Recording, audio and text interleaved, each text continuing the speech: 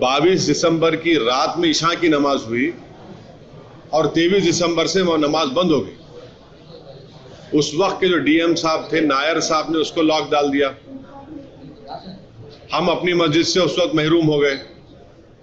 फिर 1986 में राजीव गांधी की सरकार थी, बगैर मुस्लिम पक्ष को बोले ताले खोल दिए गए। 6 दिसंबर 1992 को सुप्रीम कोर्ट ने शिलान्यास का परमिशन दिया और वो तमाम विश्व हिंदू परिषद, बीजेपी सब ये सुप्रीम कोर्ट को बोले कि हम बाबरी मस्जिद को हाथ नहीं लगाएंगे। अब क्या हुआ, बाबरी मस्जिद मेरे हाथ से चले गई। 23 दिसंबर 49 को ये हुआ। फिर 86 में राजीव गांधी की सरकार थी, बगैर मुसलमानों को बताए ताले खोल दिए। और उस वक्त 86 में, मैं पहले ही बोल चुका हूं, बोल रहा हूं, उस वक्त टाइपराइटर नहीं था। 20 मिनट की सुनवाई में 25 पेज का ऑर्डर दे दिया वो।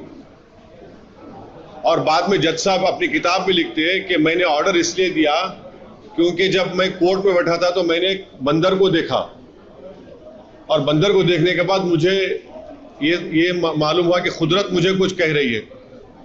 फिर 6 दिसंबर को ये हो गया। सुप्रीम कोर्ट ने ही परमिशन दिया था। इन तमाम लोगों ने कहा कि वह कुछ नहीं करेंगे। अब हमको खदशा ये है कि अब जब एएसआई की रिपोर्ट आएगी तो बीजेपी आरएसएस एक नैरेटिव सेट करेगी। इलाहाबाद हाईकोर्ट का ऑर्डर आने से पहले उत्तर प्रदेश के चीफ मिनिस्टर ने यह बात कही थी कि बिल्डिंग पुकार कर सब बयान दे दिया। वो नैरेटिव सेट कर रहे थे।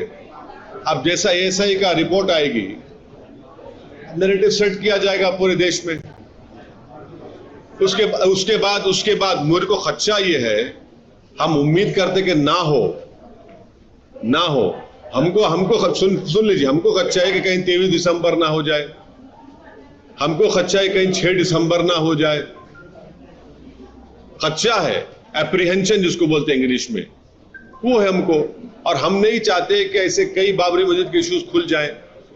और आखिर में आपको याद दिला रहा हूं पर्सनली, आप थे, हमारे दोस्त थे और आप भी थे। जब बाबरी मस्जिद का फैसला आया था, मैंने कहा था कि ये सब खुलेंगे, ये सब मसले बढ़ेंगे।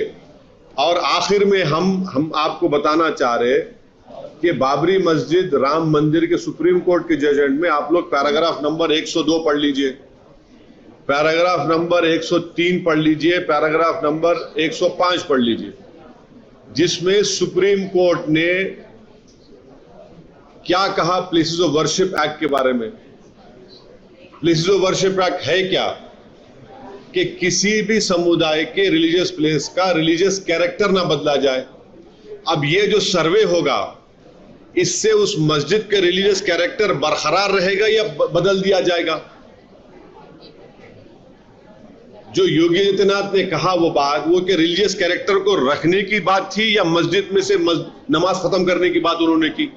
तो इसीलिए हम आपसे कह रहे हैं कि सुप्रीम कोर्ट ने वाज़े तौर पर, जिसमें अभी प्रेजेंट चीफ जस्टिस साहब भी उस बेंच में थे, उसमें पैराग्राफ नंबर 102 में उन्होंने कहा कि in providing a guarantee for the preservation of the religious character of places of worship as they existed on 15/8/1947 and against the conversion of places of public worship, Parliament determined that independence of colonial rule furnishes a constitutional basis for healing the injustice of the past by providing the confidence to every religious community that their place of worship will be preserved and that their character will not be altered.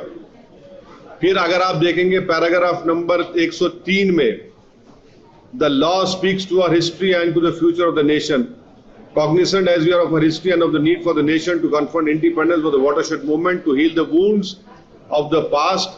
Historical wrongs cannot be remedied by the people taking the law in their own hands. In preserving the character of places of worship, Parliament has mandated in no uncertain terms that the history and its wrongs shall not be used as instruments to oppress the present and the future.